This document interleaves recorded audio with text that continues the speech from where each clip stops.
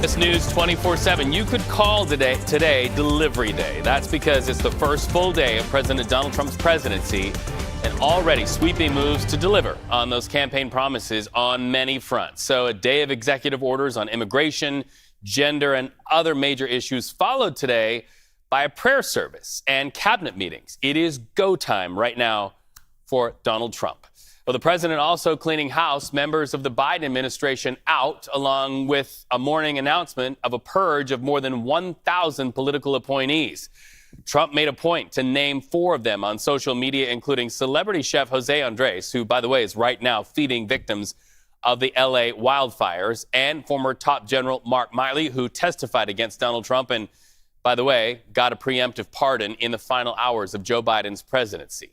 So let's go live right now to CBS News Chief White House correspondent and correspondent Major Garrett. Major, a pardon's getting the headlines this morning, especially Joe Biden's last-minute pardons, and, of course, the pardons for those January 6th insurrectionists. Stay with me here because we want to get your thoughts about what lawmakers told our crews just a minute ago in the halls of Congress, and then we'll get your reaction, Major. Is you should pay attention. This probably won't get reported, but I hope it does, and that's the abuse of the pardon process by Joe Biden. I hope anybody who's going to be critical of what occurred last night is also very critical of a massive overreach by President Biden. Prospective pardons, kind of like a get-out-of-jail-free card, makes no sense to me either. So, to answer your question, maybe we need to go back and look at the contours of the authority that future presidents have around pardoning. Look, I mean, I said this before, and Biden made one most massive use of pardon power that we've seen in history, and I think you guys probably should have been asking the same question. So, Major, hearing from Republicans there in response to pardons, it's very clear that they all would like to keep the conversation on Joe Biden's pardons rather than Donald Trump's pardons. Are you seeing that play out in Washington? Certainly, and the last-minute Joe Biden pardons are a legitimate news story. They are shocking. They were shocking as we were approaching the inauguration of President Trump to see this last-second announcement from the Biden White House about preemptive pardons, even though no investigations have really begun for any of the family members named.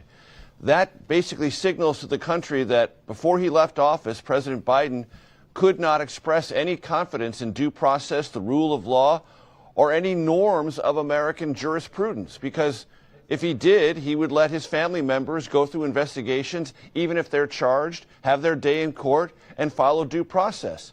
He short-circuited all of that. That is a legitimate news story.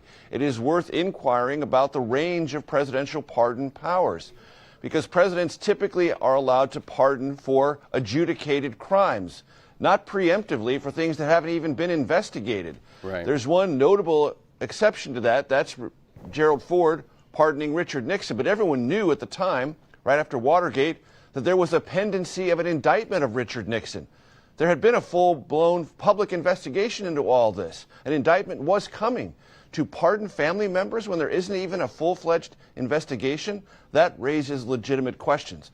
That does not, however, excuse the whitewashing of January 6th and the wholesale pardoning of people who committed acts of political violence against law enforcement officers in full public view, were either convicted of those crimes or pled guilty to those crimes, and then to label them political prisoners or hostages in America. That's not what they are. The pardon powers of President Trump can be applied to them, but he is recasting them as somehow victims of the American jurisprudence system when they committed acts of violence in full public view and were either convicted by a jury of their peers or pled guilty. Well, and then speaking of those executive orders as they relate to immigration and delivering on the campaign promises of mass deportation, Major, I want to ask you about this. People who come to this country and then have children, those children by the Constitution are seen as citizens of the United States now. The interpretation of that looks to be queuing up for some discussion in our country by way of what Donald Trump has done here. Absolutely, Reed. You've identified it perfectly. The 14th Amendment outlines that if you're born in this country, you are a citizen. That is assumed to be a constitutional protection. Courts have adjudicated this and have always come down on the side of the Constitution and that interpretation of it. Whether your parents have legal status or not is immaterial. Courts have already ruled. However, this administration wants to test that again and say, no, if you're born here and your parents are undocumented, you cannot assume citizenship, and you can be deported along with those undocumented parents who had you born in this country. You're not shielded from deportation if you were born here. This administration wants to retest that in court. There's precedent on the other side of it, but clearly President Trump is aggressive about this, and maybe he believes the Supreme Court, as currently constituted with a conservative majority, will, if this gets all the way up there, reverse longstanding precedent and overturn the historic interpretation of the 14th Amendment. So speaking to that, and we could almost label our coverage of Donald Trump, will he, won't he, can he, can't he, sort of lens and perspective here. Let's talk about the renaming of the Gulf of Mexico. He said he would, now he's saying he will. But can he? Can he? And will it be recognized by other nations? There's that big question today as well.